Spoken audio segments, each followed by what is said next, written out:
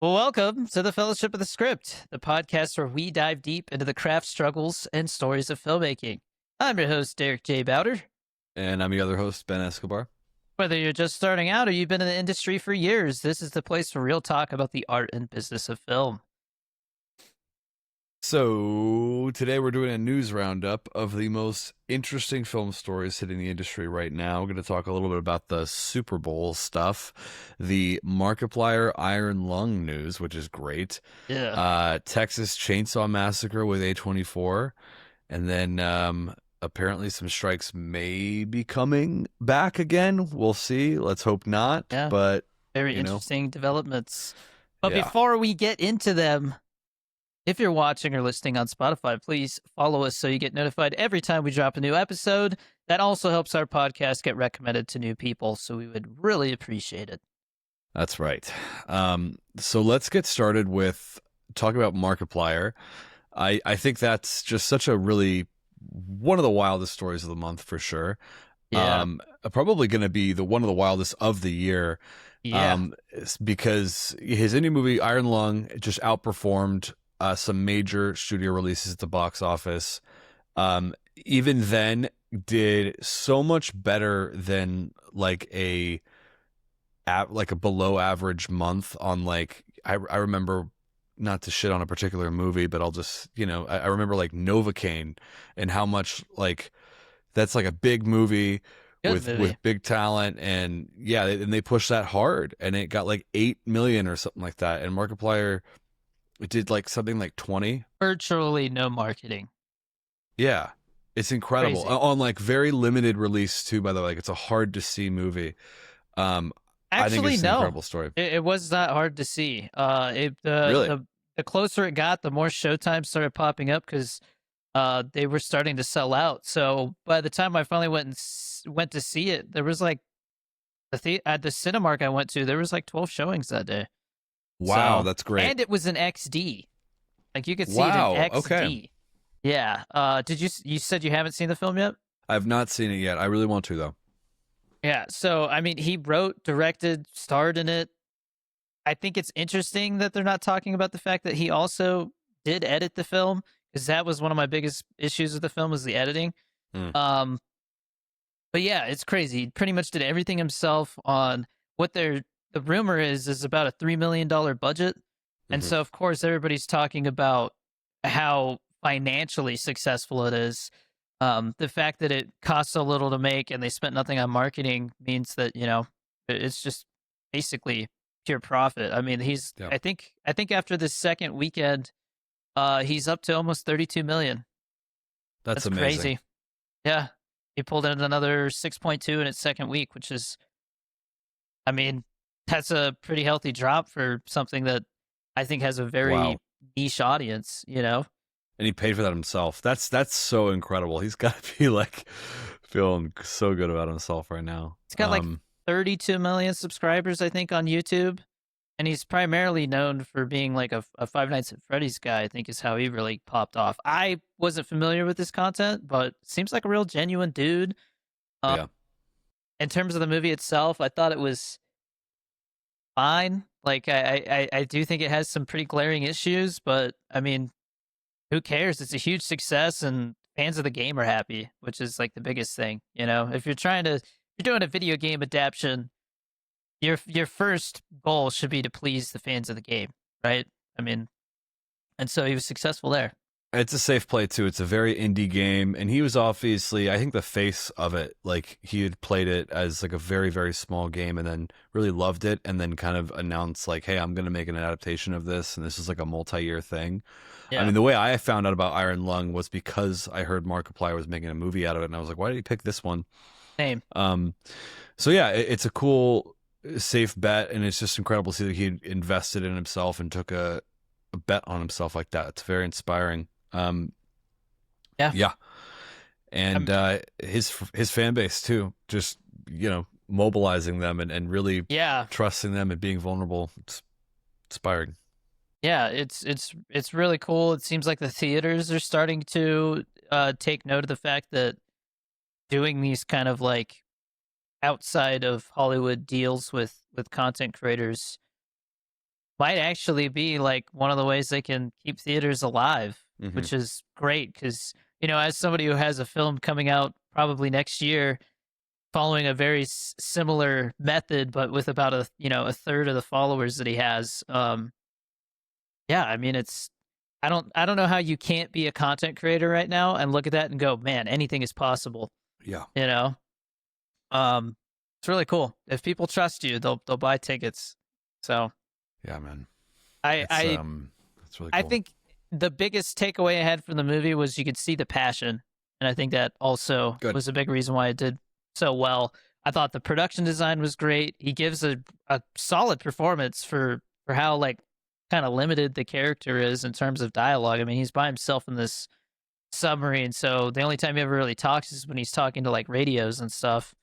Um, and then the camera work was interesting because it's in such a tight space. They kind of had to get creative there, and I think that works. But I easily feel like I could go in there and shave 30 minutes off, like without even thinking twice. So obviously the biggest takeaway there, um, I think for him is either let somebody else edit or have somebody, look over your editing pass for pacing because that was the biggest complaint I saw from everybody. It was just too long. The premise doesn't really stretch that far.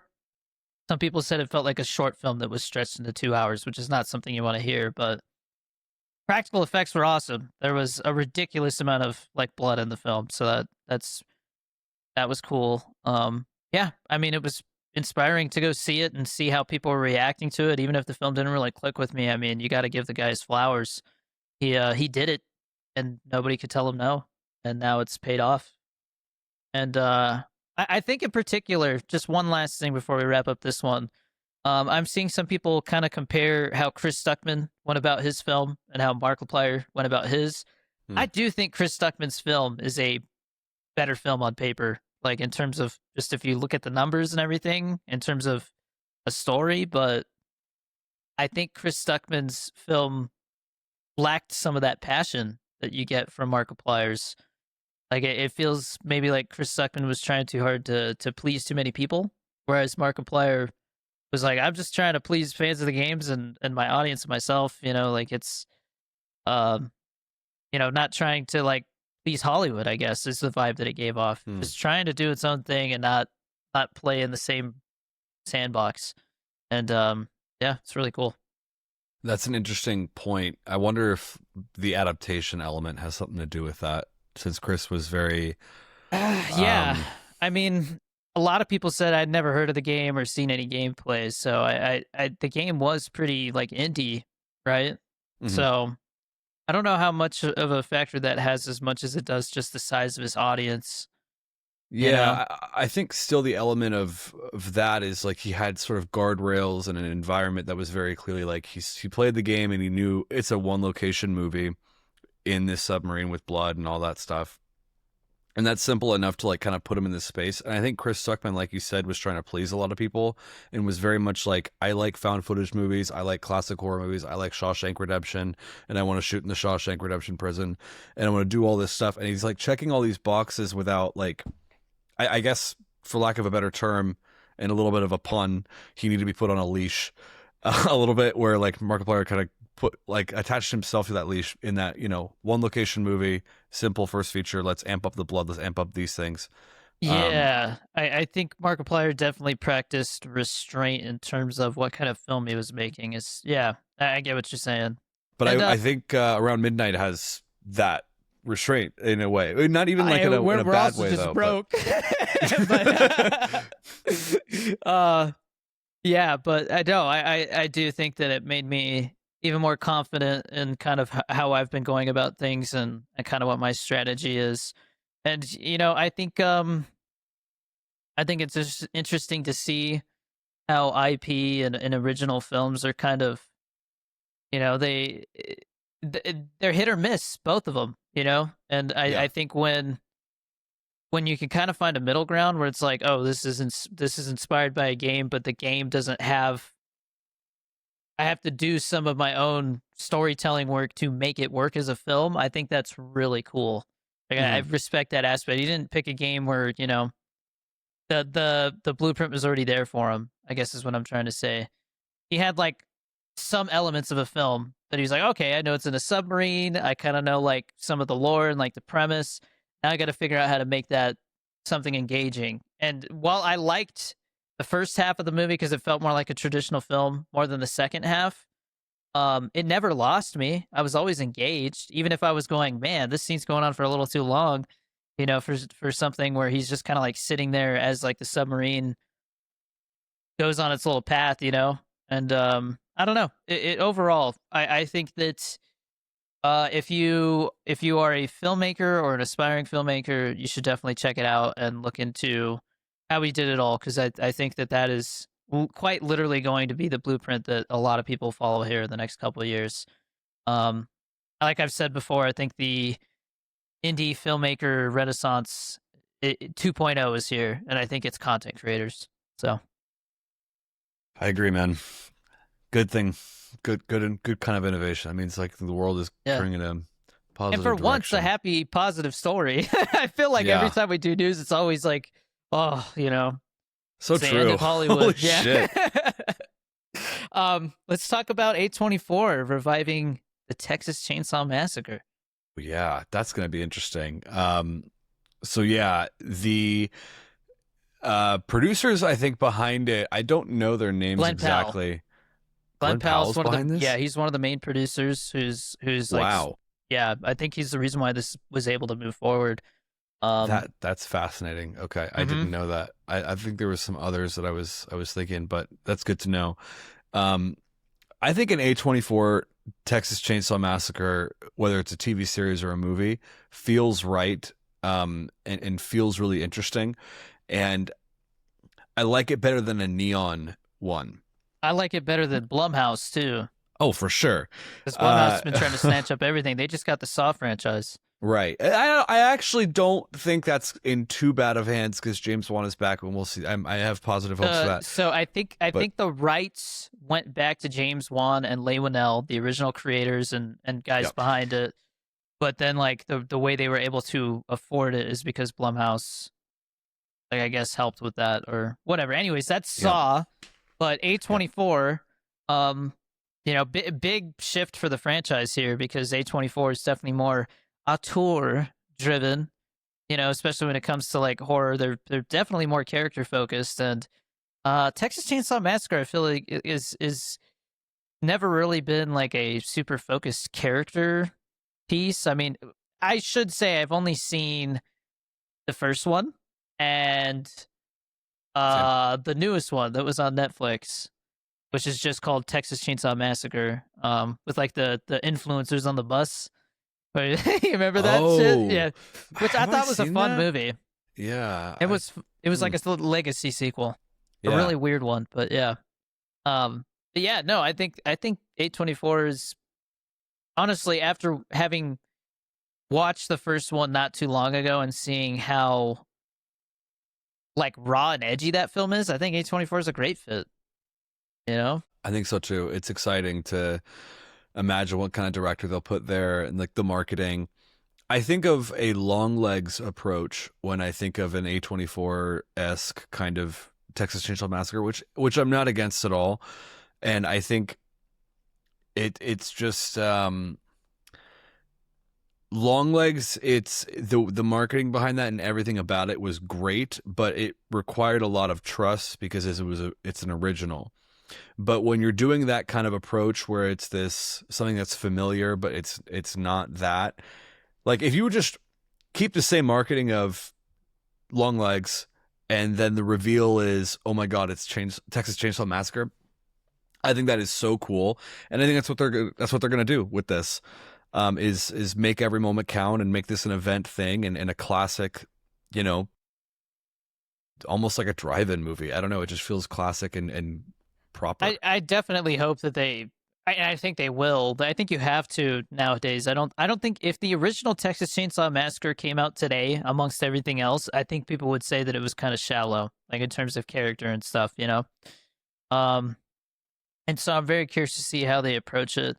It definitely sounds like, They're gonna go for more of a elevated horror approach, and like you said, strong filmmaking behind it. So yeah, very curious to see what director they get. Curious to see who they put in it.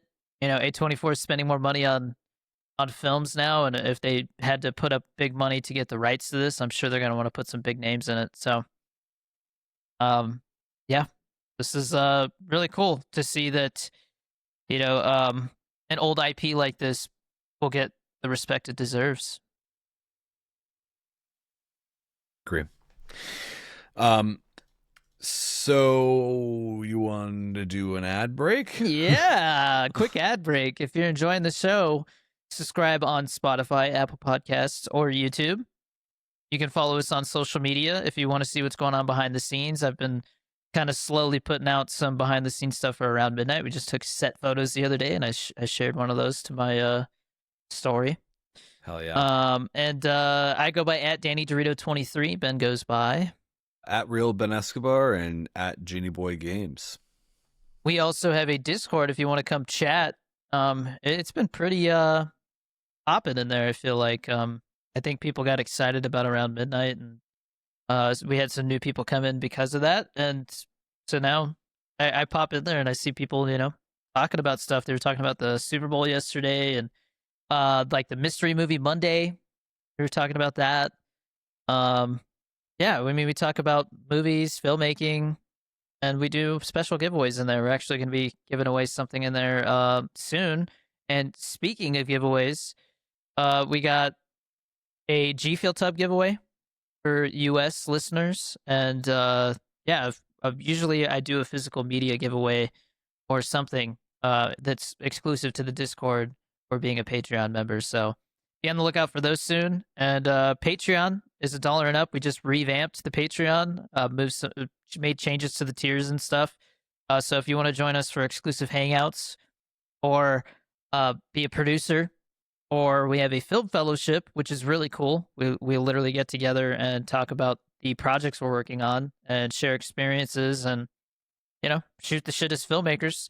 That's right. So if you want to come join us, you can join the Patreon. I might have said already, for as little as $1 a month.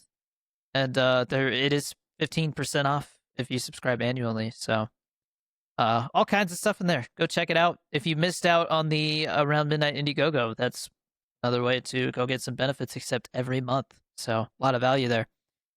And don't forget to use G Fuel code DannyD for 30% off.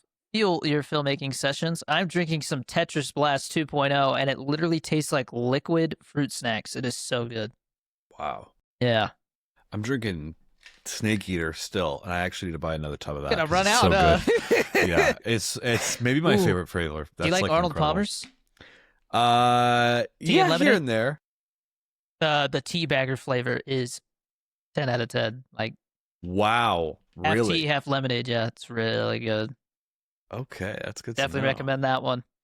Yeah, get you some G Fuel. We're gonna have a lot of it on set. G Fuel just sent me a couple cases, and I think 2 more just showed up. So we're gonna have.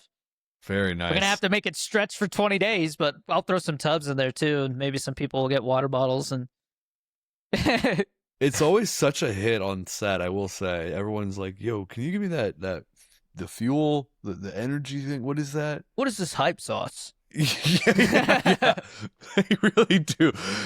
It's so funny. And I'm like, raspberry lemonade, it's good stuff, but take it easy. That's 300 milligrams. Yeah. Yeah, that's the biggest thing is when I drink the 300 milligram cans, I have to like pace myself, or else I'm just gonna like dump caffeine. Yeah, you know, caffeine dump, just afterburners. But yeah, no, G Fuel's great. If you are not sure what flavor to pick up, shoot me a DM on Instagram. I've been answering people's inquiries on there. Always happy to make recommendations. So, and leave us a comment about any of these news stories. You know, what do you think about A24 taking over Texas Chainsaw Massacre? You excited for the TV show? You know, I just heard that, and I don't know, it sounds like it might be a rumor, but they were working on a Halloween TV series, right? I can't remember who had who had gotten the rights, or if Universal kept them. But I heard that now they're saying it might be a Halloween series without Michael Myers, and I'm like, what is the point? Oh, that shit's so weird, man. I don't know. Oh, what is the point? Ever since like Welcome to Derry, I mean, Welcome to Derry, I imagine was a success overall. Like, so that's why everyone's going to start doing their own horror series. Yeah. But that horror was kind of a rare thing to see as a series, at least in the way of like the classic, you know, Yeah. it style. That's why I'm very curious to see how Around Midnight does in terms of the tone and kind of the way that I blend the genres there, because it's not a traditional horror movie in the sense that it's not trying to be scary. It's trying to be, atmospheric, I would say, but I wonder if people are going to start to get burnt out here as everybody starts to go for like, oh, let's do something as scary as we possibly can. Because the It TV show, I was like, damn. If I wasn't like conditioned to this stuff, I would this would be like nightmare fuel, So yeah, I don't know. What do you think? You think people are gonna start to get burnt out on horror? I think it'll take a couple of years. Nah, I think horror is kind of evergreen, and I mean it's the type of horror that you're gonna do. There are a lot of different And types of horror. Yeah. we got a lot of like easy low hanging fruit to get out of the way, like the Texas Chainsaw Massacre, Halloween, like the mascot horrors. I think are gonna come out first, but it's the I don't know, like I have not seen it, but things like The Undertone, where it's like a subversive kind of Ooh, horror, yeah.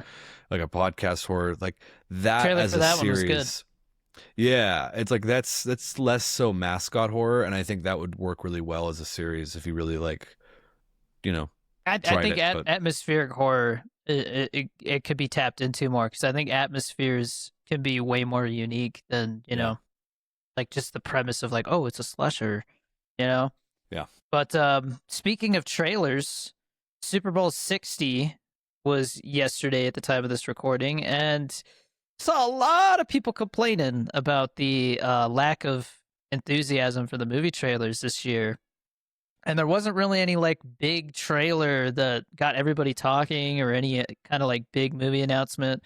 I mean, we got the reveal that the new Minions movie is like they're going back to like the 1920s and it's called Minions and Monsters. hmm Um, okay. I mean, but then scary monster, like right. that's gonna be the movie, I guess. Kids are gonna love it. But yeah, a lot of criticism for pretty underwhelming lineup of trailers. Yeah, I don't know about all that. It's just it's such a weird feeling. Like I'm not saying I agree fully, but it's just it is such a gross feeling. I mean, especially watching the I didn't watch the Super Bowl actually. I was I kind of took the day off and went to Topanga with some friends and we were just hanging out all day like no phones and which was nice, but Always good. catching up after I was watching all the stuff that came out and watched the show and Game sucked. I don't yeah, like football to begin with, but I was like, man, what a boring game. What a I, bad day to be a Patriots fan. I heard it was tough, but like, man, Oh, when I saw that Mandalorian and Grogu trailer, I was like, what in the fuck is this? the Like, the last trailer was fine, but this new one's really that bad. I mean, it was just so confusing in a way that's like, how is this like? I had never Supposed to seen wrap the it up. trailer. I guess it looks like a Disney Plus movie, but then just so Yeah, that's confused exactly what and people have said. It just feels like it looks like an extended episode. It doesn't look yeah, like a movie. and the marketing for it is so like I think a little like underconfident. It's just lacking confidence in the way that a Star Wars movie should, and I think Solo was better presented than this. I mean, Agreed. it's just weird. And everything else, I got faith in John Favreau though. I think it'll be a good movie. I hope so. I'm rooting for it because who doesn't love Star Wars? But man, it just really rubbed me the wrong way, and I don't know the Supergirl stuff. I don't really like care for Supergirl and all that. I didn't watch Superman myself, so it's just like it's fine. Really? I'm Yeah, surprised. I just I don't really watch superhero movies like They need to make a in the theater superhero about anymore. a French lady in France making shoes or something, and you'd be like, "Shit, bro, sign me up." Yeah. What are her So powers? true. I don't know. Changing the world to black and white and She can being read minds. yeah. There That's so funny. you go, Ben. There's your premise. No, I gotta catch up on a few other stuff and some of the commercials and all, but yeah, it's such a weird vibe. I don't blame people for saying it's just like an off year. I was also Oh, like, you like my shoes? someone was telling me, they were like, "What year were you born?" I was like 1997, and they were like, "Oh, good year for movies." And I just thought to myself, I was like, God, What came out in 1997? yeah, first of all, yeah, what came out in 97? And also, like, man, I wish they were saying that about, like, now. I thought it was a good year for movies, and I saw some people say, I didn't care for anything. It's tough. I feel like I mean, shit, yeah, dude. Men in Black. Oh, Jurassic Park 2. I thought that was Jurassic Park 1. Titanic. Okay. Good Will Hunting. Boogie Nights. Well, that The is a Fifth pretty Element? good, holy shit. Okay. It's a good year for movies.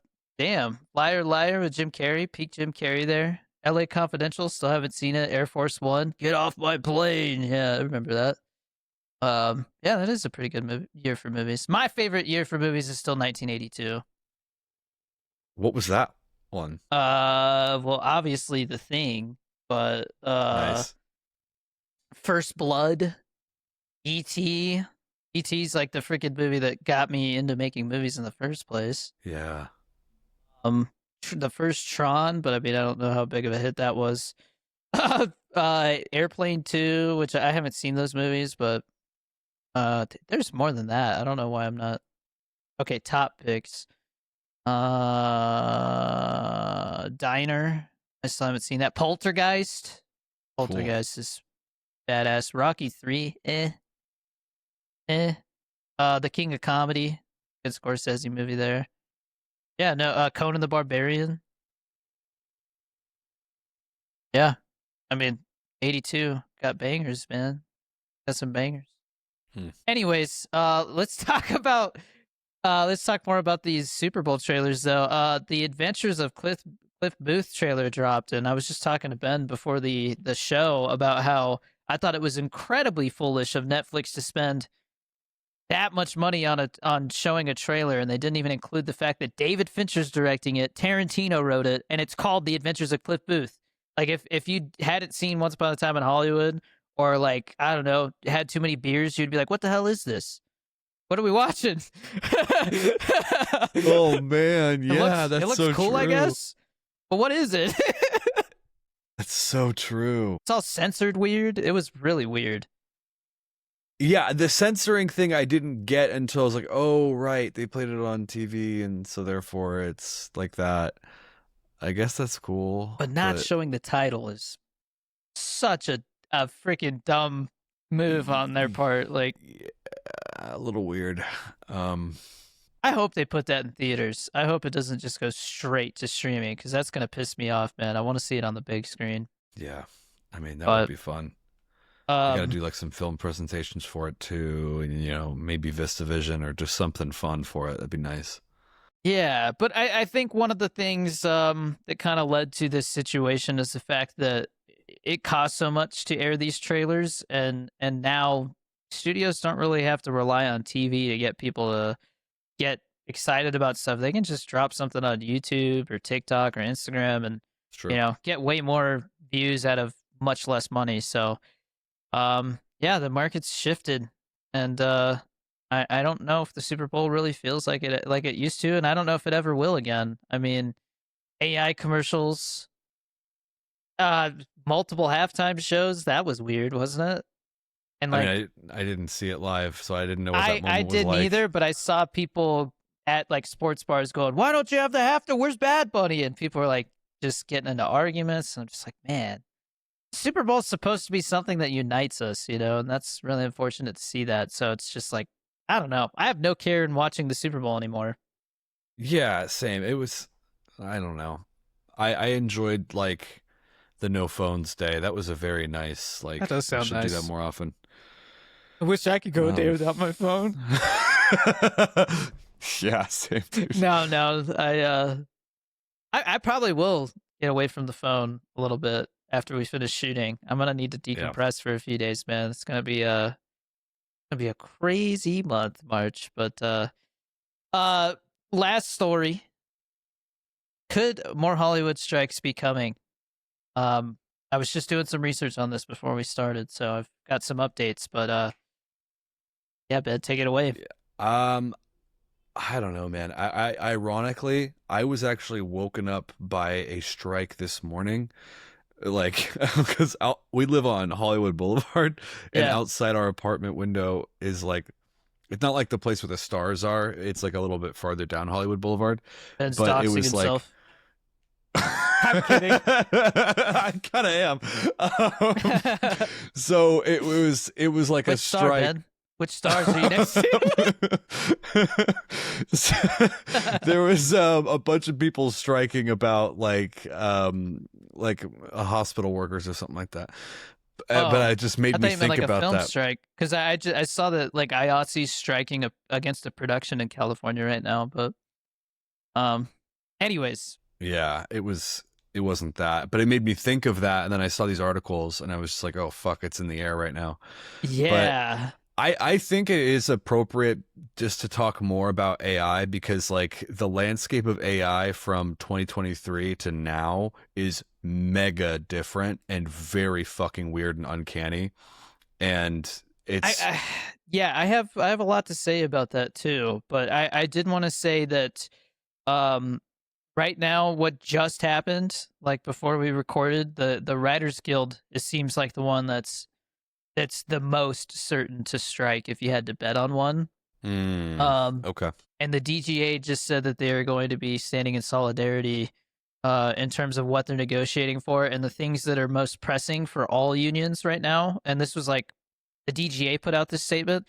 They said insurance is the big one. Not enough people are qualifying for insurance because there's not enough work, and so that's a problem. Um, and then the next thing after that was obviously AI. You know, they want to talk more about that. Residuals.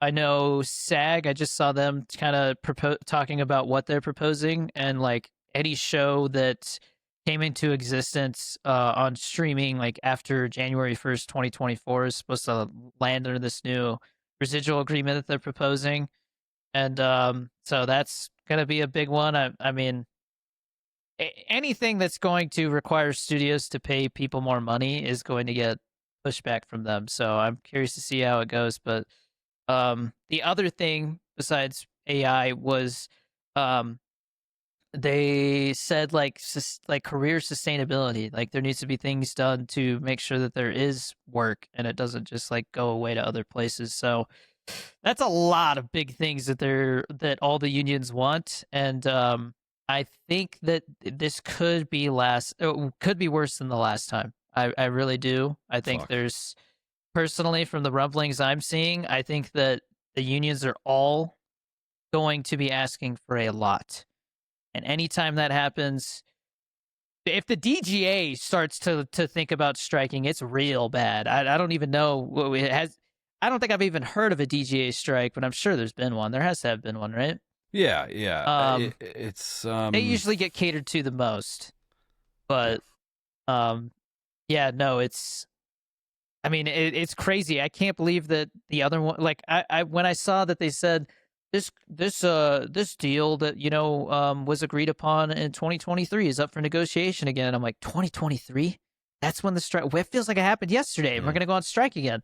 yeah. And I'm like, oh, I don't know. We'll see. But I mean, nothing is for sure gonna happen. Maybe the studios will be scared of back to back strikes and be willing to negotiate sooner this time instead of trying to pull the whole stalemate thing like they did this last time. But Yeah. it definitely seems like these negotiations and the things that they're talking about wanting to negotiate for are very necessary to preserve the industry in the US as a whole. Like I think that it sounds like to me listening to the things and thinking about the future and how while I might not be in any of these unions right now, I I assume I would be at some point, and yeah, these are things that I think I would be concerned about if I was in the Yep. unions. But I agree, man. It's a very stressful thing, and it puts hold on a lot of work for like producers and stuff like that because you now can't talk to writers. They feel uncomfortable talking to you, rightfully yeah, so, and like especially when you're like an independent producer and you have no stake in the game as like a studio person, and you're having to like play double agent and all this stuff. It's a gross feeling. Puts a lot of like work on hold and I'm really curious what a Hollywood strike looks like under the Trump administration because he's already like entertaining the idea of some kind of federal related tax incentive and I just like hope so, man. yeah, and he's very quick to just be like why are we fighting like let me just like executive order something real quick. And I almost wonder like even if it's not the longest term best solution, like I do wonder what that would look like from him, if anything, to As like somebody who's suddenly end a financing their strike. own film, I think it's a win-win for everybody. But I mean, Yeah, something's better than nothing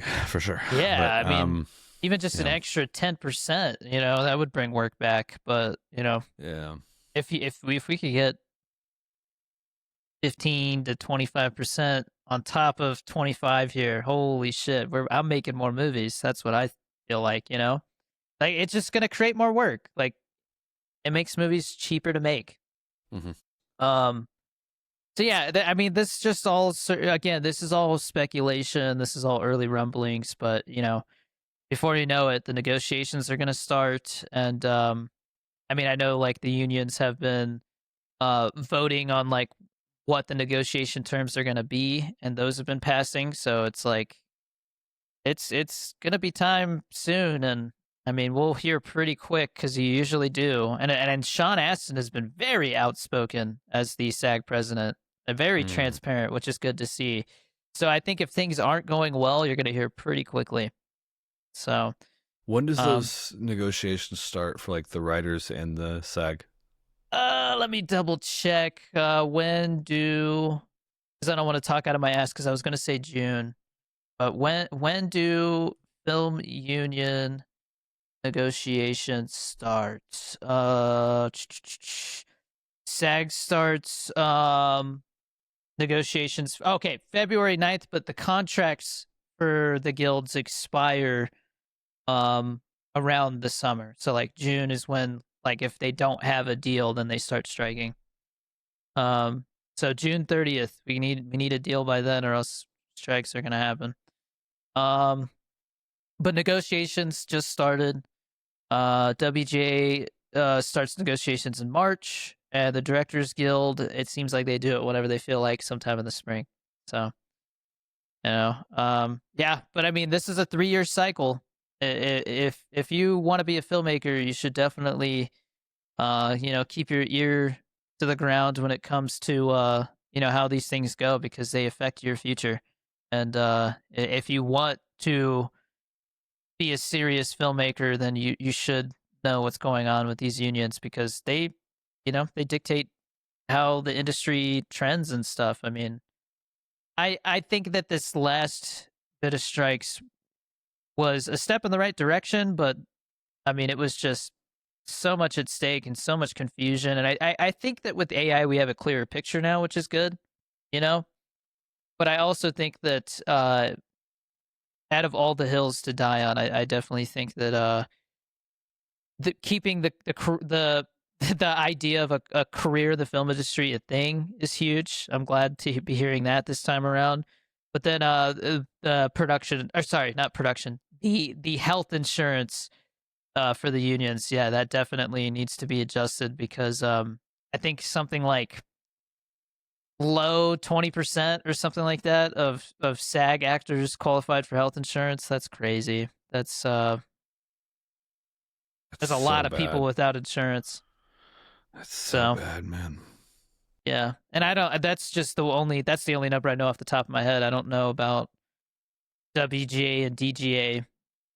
I mean, there's definitely less directors, and I guess less writers too. So it's different. But SAG is you need a lot of actors to make movies. So hmm that's always the one that gets talked about the most. But we will see what happens. Just like the Warner Brothers Netflix acquisition stuff, we will talk about things as things develop. But I thought it would be a good story to kind of start talking about it because I think we're going to see more, over the next few months as things ramp up. But I hope things go smoothly. But not going to hold my breath considering how things were left after the last one. I was honestly surprised that they weren't able to get more out of those strikes last time after the Mhm. dust settled. Mhm. But I think everybody kind of knew that with the way AI was and how unclear things were, that it was kind of going to be a stepping stone kind of negotiation time. Mhm. I mean, it always is, but I don't know. The industry is changing rapidly, and the unions and the studios are trying to figure out what fair looks like in this new landscape. So more to come. So stressful. You can't let But it stress you out. It's yeah, just it's like a part of life, part of filmmaking. But I'm glad we're doing our own things. That's what matters. yeah, I mean, I think one thing that just keeps becoming more and more apparent every time we do one of these news episodes is that really all you could do is just take control of your own freaking career, man. Make your own projects. If you want to act, go find a director and a writer or write something and find a director and then go act. Like Yeah. you can't be waiting for a studio to come knock on the door because it's not going to happen. Not unless you're an A-list actor, which even that seems to be an uncertain thing nowadays. I feel like every month we hear a story about some big movie with huge stars that just bombs because it's just like the movie star is dead. So the idea, I mean, this is like we talked about recently, like the idea of like was it Mark? I say his name wrong every time. Mark Duplass. Mark Duplass, yeah. Mark Duplass. The whole he has a great speech that I think every filmmaker should go watch about the cavalry. That he had some big indie success and his rep was like, oh, you're gonna get all these meetings now, and the cavalry's coming. Like you've made it. And he said that the more as time went on, he realized that the idea of this cavalry coming to make your career an overnight success is not real. You have to be the cavalry. So go make your own stuff. No one's gonna do it for you.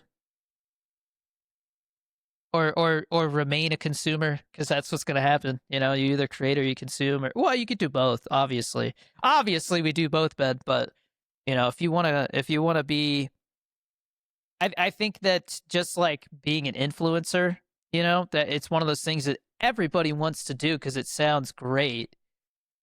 But the people who actually go and do it, it's very few and far between. So be the outlier. Couldn't agree more. And on a positive note. Yeah. But what's one cool thing that's happened since the last episode, Ben? Uh, hmm. I have submitted my game build demo thing to Day of the Devs, and I am hoping to get in. If not, that's okay. um, but I am hoping for the best.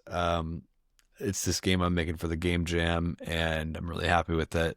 And it would be really cool to show up to GDC with a game in the little showcase and being like, "Hello, world! I'm a game developer." But that's keeping me going. I'm enjoying that very much, and just trying to take things day by day and make the most out of life, and go through the ups and downs of the industry, and just get back to focusing on myself as an artist. And just every day I look forward because it's like, you know what, I've got projects that I care about that are deep in development, and I've got a good team around me. And I don't know. I think in the same way that you must feel excited to like wake up and be a day closer to shooting or a day closer to finishing around midnight, like that's kind of how I feel too.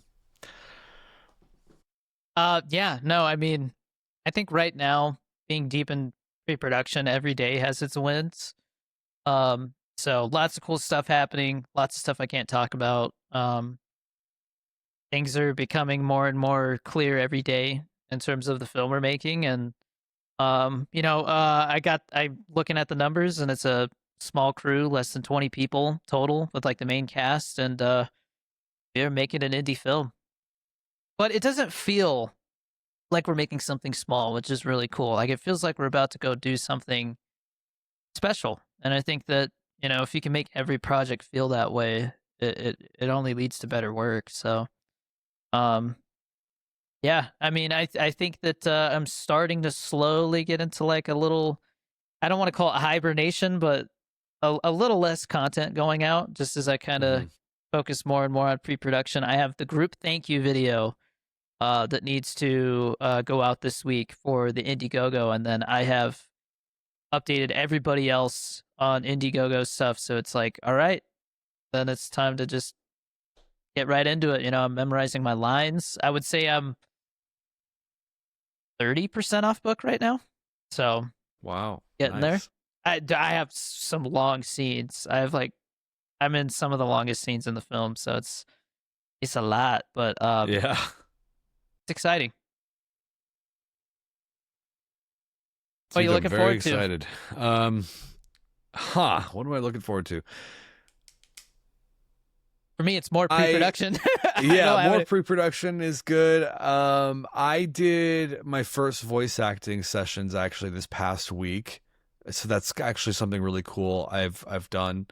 But I'm looking forward to combing through and picking out the takes and placing them in the games. And they were all remote voice acting sessions. But I'm gonna take tomorrow to like just really comb through and be like, okay, this is the scene, this is the takes, and build that out. And then I have one more actor to record with, and then I'm finishing with that. I'm hoping to get that done this week. That'd be sick. And man, I've never directed for voice acting before, but I just kind of went off cuff and just directed like you would have set, except with your eyes closed. I mean, I feel like voice acting and ADR are kind of close together there. You've directed some ADR. Well, that's true. Yeah. Oh, fuck. Holy shit. Yeah, I guess that's the same way. Pretty much. I mean, except, like the purpose is different, but yeah, no, you'll be fine. Got it, man. Thank you. Yeah, so that's he has cool. No clue what he's doing, guys. No, I'm just kidding. Well, some people. Why come no sound way I like? Yeah, exactly. Why don't come? I've been hearing people where it's like you gotta have a sound like a voice acting director, and then you, the director, are separate from the voice acting director, and then it's like this whole like crazy like what like situation. I don't know. Oh, you know what? I think I know what you're talking about because I saw a short film that was like it was like this guy in a voice acting studio, and like he would do his like line, and then they'd be like, you would see the people in the booth, and there was like somebody communicating through a person who was saying like, the director wants to hear it like this, and it's like they're the voice acting director communicating what the director like. It's so stupid. Like, why does it have to be two different people? I don't. That's what it does. That's I think ridiculous. So. It's just like an extra step. Yeah, that's insane. The director doesn't want to hurt your feelings, so I'm here to do it. God damn. Okay. That's exaggerating, but that's harsh. But yeah, no, I mean, I think everybody's different, but yeah, no, you got it. Thanks, no sweat, man. Don't sweat it at all. Just do what you always do, man. Follow your gut, trust your heart. Yeah, I agree.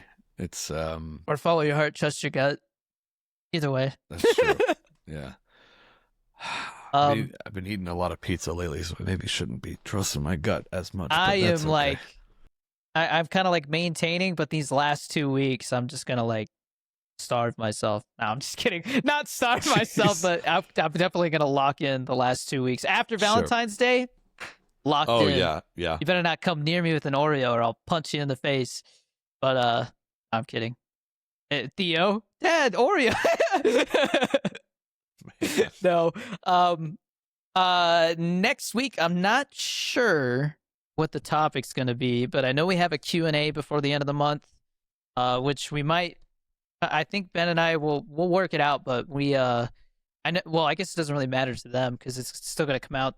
Right now, if we come out with an episode, we try to aim to have the next episode like a week after that. Sometimes it gets delayed a day because of pre-production stuff or something else we're doing. But my plan is to get like the final episode of the month out around the 24th, and then there will be no episodes until probably the second weekend of April after I come back from decompressing after the shoot, because it's gonna be a crazy month. But yeah, we'll come back and do an episode called "How Derek Made His First Feature" or something. So that'll be fun.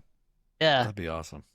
But start thinking of questions, because our last episode of the month is a Q&A episode. And if you are a $1 Patreon member up, it is now $1 instead of $3 to answer a question every month. So go subscribe for $1, ask a question. We would appreciate it.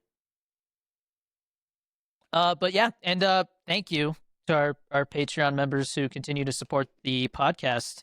Some of them are also producers on Around Midnight. So we got some really cool, passionate and generous people here. We literally wouldn't be doing this podcast. I wouldn't be doing Around Midnight. Ben wouldn't have shampoo for his luscious hair over there if it wasn't for you guys. I don't know. I was like, he wouldn't be making his video game, but I'm like, he would. He definitely would. I'd be struggling like crazy.